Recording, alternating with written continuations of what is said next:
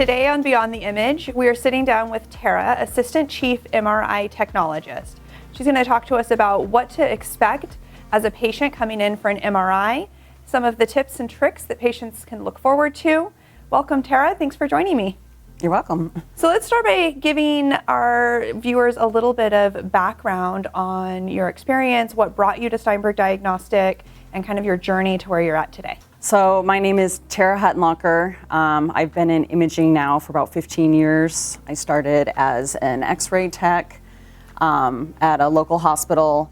I did x-ray for about 5 years, and then I cross-trained into MRI and CT. Kind of fell in love with MRI, and that's kind of where my journey has gone from there. I came to Steinberg about 9 years ago. I felt like a outpatient center worked really great with family life and holidays versus hospital hours and call. And I've been here ever since. I was an MRI tech for about 7 years with the company, and then I was asked to help assist the chief. Awesome. So is that pretty common that people will cross-train from x-ray into MRI? Is there no additional schooling or anything that's required for that? What does that look like? There's definitely additional schooling, but with imaging, I feel like there's a lot of opportunity to grow or advance, and there's just different pathways you can take. You know, if you're bored or you're just looking for a challenge or something new, definitely a lot of pathways you can take. So tell me what your position looks like. What is a day in the life of Tara? So right now, day to day, it changes. What I think I love most about my job is I do a lot of administrative work, but I also still get to scan and work with the techs. I do everything from covering shifts to helping techs with advanced scans that they may not be comfortable with or that they're learning.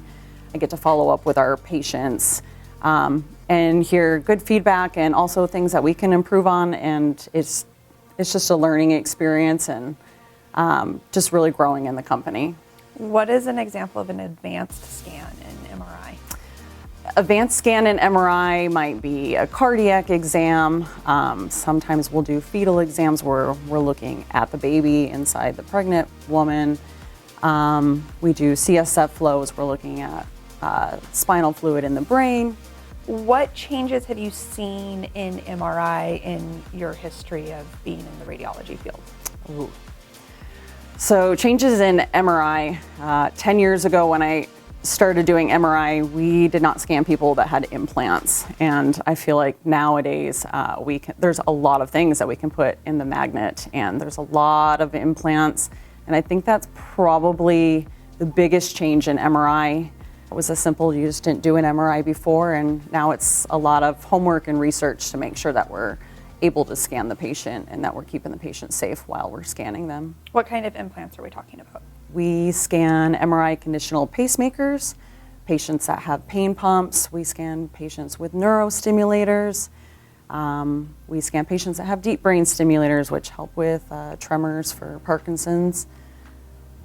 Sleep apnea devices. How do you determine that one patient is safe to be scanned versus a patient that's not? It's a whole process. So we receive information from the patient about the make and the model that they have, and we will call the company and make sure that we'll verify that they're conditional. And then we reach out to the manufacturer and we look up all the guidelines that we have to follow as a technologist to make sure that we're keeping the patient safe during the scan. And so if I have a pacemaker and it's safe to be scanned on, does that mean I can just go into any MRI anywhere, anytime? So with our pacemakers, we keep them scheduled at one location. We do them all out of our Northwest location. The techs there are trained with our pacemakers. They have to see their cardiologist before the MRI. The cardiologist signs off that all of their thresholds are meeting certain standards. The patient comes in, they get programmed into a special MRI mode, and that's either done by one of our technologists at the Northwest office, or a rep will come out to the office and program them before and after the scan, and then we follow all the guidelines to keep the patient safe. And is that something that a patient has to go through if they have a pacemaker, regardless of what body part they're being scanned? Every single time. So just to walk into the room, basically? Yep. Walk me through, as a patient, what is to be expected during the experience in the facility? So as a patient, they should be walking into the front lobby, being greeted by the lobby, and we should be checking the patient in, collecting any co-pays or insurance. The tech aide will bring the patient back to the modality that they're scheduled for, and the tech aide should be able to give them a little bit of prep about what they need to be wearing for the exam, if they need to be drinking any kind of water. Sometimes they'll answer some questions about what to expect during the exam, but basically they're prepping the patient for the test. For MRI, the technologist will bring the patient back. We go through a series of paperwork, screening the patient, making sure that they're safe, and then we start the exam from there. Do all patients change into a gown? Can I go in what I'm wearing right now? What does that look like for a patient? Right now, we highly recommend that patients change into gowns. There's a lot of fibers out there nowadays in athletic wear that can have copper threads in them, and it can pose a threat to the patient for heating inside the MRI machine. So we highly encourage all of our patients to wear gowns. Sometimes people might come in sweats or something like that. If somebody's in a wheelchair, they're having difficulties changing, we might make an exception depending on what they're wearing if we feel like we can still keep the patient safe. Think back to your time, and it doesn't have to just be at Steinberg Diagnostic. What is your most interesting case that you've ever seen?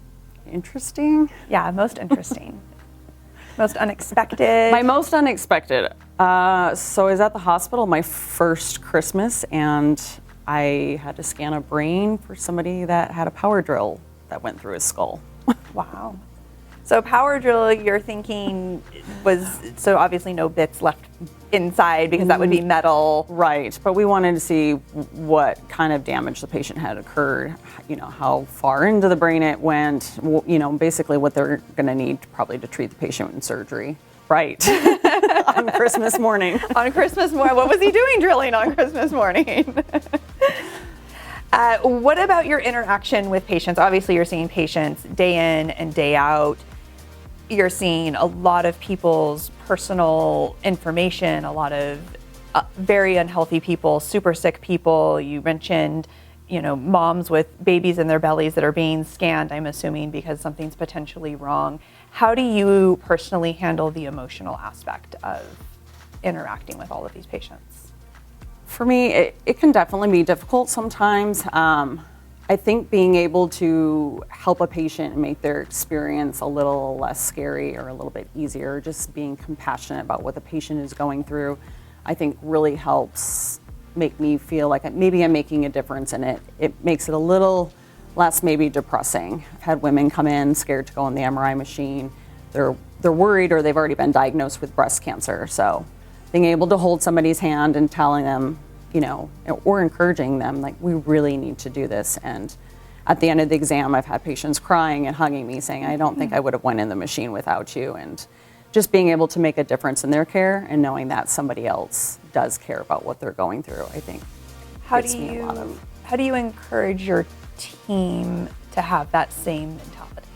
Sometimes I think I just have to remind people, in the busy day in and day out, we're very busy and we're just trying to get through the day, and sometimes we just think it's a job, but we have to remind people. And I a lot of times use their family members as an example. If it was your mom or it was your child going through this, and sometimes they have to take a step back and just realize, this is more than just a job, that we're taking care of sick people or people that are in pain. And I think just kind of bringing them back to why they got into the medical field kind of helps. So you mentioned that a part of your job is administrative and talking to patients that have some maybe uncomfortable feedback for us. Yes. What are some of the most common complaints or concerns that patients bring to you? I think a lot of times it's just patient care, or maybe they didn't understand why something was happening. I think sometimes they feel like something negative was happening, and a lot of times I think the tech is just not giving them enough information as to why it took so long or that sort of thing. Probably the biggest feedback I would say is not being talked to enough during the scan. A lot of times these people are scared, and if the tech knows it ahead of time, maybe they'll try to be a little bit more compassionate. But I think it's just taking that extra step as a technologist to just kind of treat everybody the same and just really make sure that they're comfortable and slow down again and go back to why you got into the medical field. So patients being talked to during the exam, that means that you have the ability as a technologist to speak to the patients while they're in the scanner? Yes. So we put music on for the patients, which is definitely helpful. It gets their mind off of being in a tunnel and hearing all the loud noises that the machine makes, which can be scary. But I think just reaching out to the patient, hey, I can hear you. I want to make sure you can hear me. Are you okay? Reminding the patient not to move. That way we can get good images the first time and we're not having to repeat things and keep them in there longer. And just letting them know maybe how much longer to expect during the scan. And that way they just know that they weren't forgot about. I have a lot of patients that come in, and it's not necessarily from here, but a lot of patients will tell me they've had a bad experience where they've tried to reach out to a technologist and the technologist couldn't hear them. And they're like, I don't know what happened to them. I don't know, did they leave or did they go to the bathroom or did they go to lunch? So for me, it's really important. I like the techs to talk to the patient. And so for the record, does the technologist ever get up from their station and walk away from a patient? No, definitely not. We're always there. I mean, it's our responsibility. Sometimes when people get scared, they forget to tell us, hey, I need to come out, and they just start pushing themselves out of the scanner, and we want to be right there. We don't want somebody to fall or get hurt. But no, we never, ever leave the scanner. So I know that claustrophobia is a big concern for a lot of people that come in for MRI. Mm-hmm. How do you handle patients that have severe claustrophobia? What are some of the tips and tricks and things that we can do to put them at ease? I personally myself love the eye mask. I think sometimes it helps better than sedation. Keeping your eyes covered and not seeing how close things are. But I think it's just important to let the patient know, I can always hear you, you are in control. If you need to come out, we can make that happen. And of course, we have medication that can help too. And some people, as much as they don't want to be claustrophobic, can't control that. And we use oral sedation, and I think it just kind of helps relax the patient, and it can make it a lot easier for them to get through the exam. But I think the most important thing is just having trust in that technologist, that they're going to be there and that they can come out and that we're going to help them through it. So you're meeting these people pretty much, in a matter of a couple of minutes. How do you build that trust so that they know this person's going to take care of me? For me, I just kind of ask them what they need, and I just try to give them some reassurance. Sometimes I'll make light of the matter. I'll tell my patient, you're in good hands, and don't worry, if you need to come out of the machine, I can run really fast. But it's just asking, what they need and just knowing. I mean, if we don't realize that they're claustrophobic, sometimes we don't take that extra step to be, as talkative as we could be with the patient. So it's just really just watching their body language, interviewing people. I always ask people if they've ever had an MRI. If they have never had an MRI before, I walk out of the room just a little bit slower and take the time to double check, are you doing okay? That's the most common time when people don't realize they're claustrophobic until they get inside the scanner. How long does it take to get a patient out if somebody needs to come out? Maybe 15 seconds, 10, 15 seconds. Yeah. So pretty quick. Yes. Pretty quick. Tell me what you think sets SDMI apart from other imaging facilities, from other businesses. I think SDMI cares both about its employees and the patients. I know our department in particular, myself and my chief, try to make ourselves available always to the technologist. Being available for the technologist and helping them with any questions or concerns they have is just going to reassure that the patients are getting the best exam. Always, we're not guessing, they're double checking. If they don't know the answer to something, we're keeping our patients safe. They don't know about a particular implant or whatnot. And I think we just have a really close relationship to try to help our techs, which in end is going to give our patients the best care. What is the most rewarding part of your job?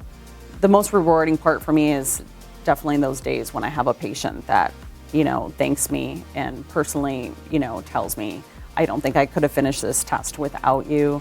It's just knowing that I made it easier for them, because it's not an easy, test. And a lot of times people have to come back for this test yearly. And I think just making it a little bit easier for them will make it easier for them to come back the next time. So think my patients and the appreciation from the patients is the most rewarding part of my job. People that are considering coming into the healthcare field, MRI specifically, or maybe just radiology, what advice do you have for somebody who's looking for a new career path? Patience. Especially if they're coming into MRI. I mean, radiology, there's a lot of different directions to go. CT is kind of fast-paced. They have patients every 15 minutes. We have patients every 30 minutes. Our exams are longer. It takes a lot more patience for the patient to be in the scanner that long. So for me, I always tell people, if you don't have patience with people, MRI is probably not the job for you. Claustrophobia is a huge thing, and we deal with it every single day. And if you can't be patient and helpful to the patient, or it's frustrating to you because you're getting behind, it might not be the best career path for you. So we really need technologists that care and that, you know, can take a step back and do what's best for our patient versus worrying about being on time. What do you think the future holds for you? I don't know. I see myself being here long term. I've worked at a few facilities in imaging, and I love SDMI, and I love the different opportunities that I've had with the company. And I don't know. I'm always willing to try something new. So when I'm approached to try new things or new challenges or new tasks, I'm always up for that. So I'm not really sure what the next step unfolds, but I'm ready for the challenge. Here at SDMI, is an MRI machine an MRI machine, or is there differences from one to another? Kind of what does that look like? You mentioned, you know, newer equipment, faster scans. We use two different MRI systems. We use Canon and we also use GE. Majority of the exams can be done on either one of them, but we do have certain exams that, you know, our radiologists feel look better on one system versus the other. So we really try to tailor machine we're going to use and what office we're going to schedule the patient at to get them the best images possible. So as a patient, I may call and think, oh, SDMI has 11 locations and they have multiple scanners at every location. I should be able to get an appointment really quickly, but maybe that isn't the case if I'm having something done that needs to be done on a specific machine.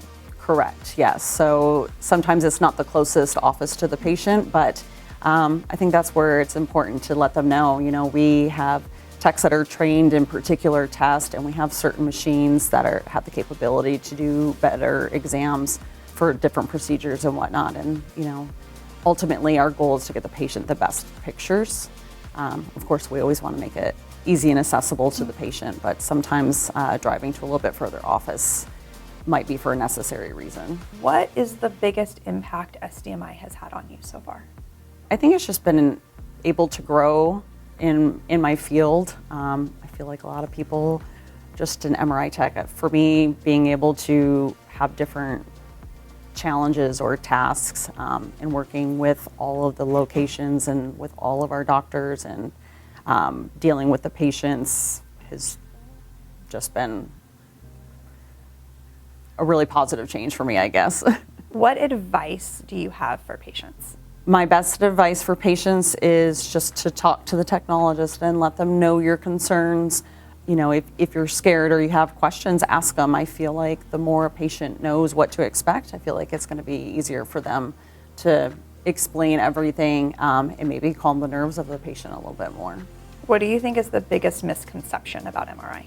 I think some people don't realize how long of an exam it is. Sometimes people want to come in and, you know, they think they're going to be in and out in 10 minutes, like it's like an x-ray or something like that. Or people get frustrated with all of the paperwork that we have, and they don't understand the importance of knowing what is inside their body. And, you know, all of those questions are necessary for us to ask. So I like to end with one final question, and that is, what would your younger self be most proud of you for or most surprised by? My younger self, definitely, I think just being able to talk to more patients, to be in an administrative role, public speaking, doing interviews like this, used to definitely make me nervous. And I think just as I've grown and dealt with, you know, going from an MRI tech to a lead and having to make decisions on my own on how to handle problems. I'm just proud of myself for getting out of my comfort zone and just growing, and fell in love with this career and the differences I can make, and just growing in the path that I took. Awesome. So if patients see this and they want Tara to be their MRI tech, can patients request a tech, or they can they request an autograph or a meet and greet? I can't make it to everybody's MRI. I do have some patients. I've been scanning for 6 years. I have a patient every December, and she will not let anybody else do her MRI. So when she calls in December, she'll ask what day of the month that she can have her MRI, and I can be there. So I'm trying to convince my patients that, I have other techs that are just as great, and I have no problem making sure that patients are being taken care of. Awesome. Anything else that you want to make sure patients know about MRI? I think it's just being patient as well, knowing that we might be behind. It might be because we're taking extra measures or extra steps to help a patient that maybe is claustrophobic or maybe has an implant, and we're trying to keep them safe. We definitely appreciate people's time, and my time is just as important. But when we do get behind, I just want our patients to know it's not because we're not doing things. We're just trying to take care of our patients the best that we can. So just know when it's your turn, we're going to absolutely take care of you the same that we would take care of all of our other patients. Awesome. Thank you so much for your time today. You're welcome. Thank you.